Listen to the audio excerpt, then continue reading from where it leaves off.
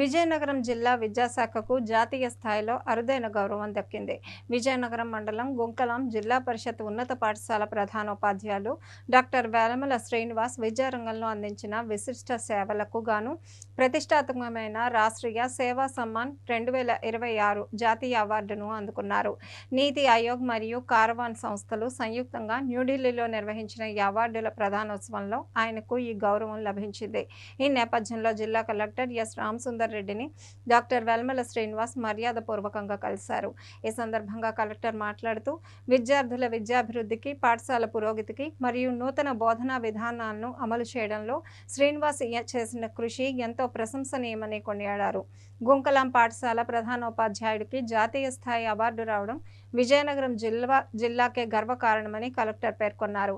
భవిష్యత్తులో కూడా ఇదే ఉత్సాహంతో విద్యారంగంలో మరిన్ని మైలురాళ్లను అధిగమించాలని ఆకాంక్షించారు.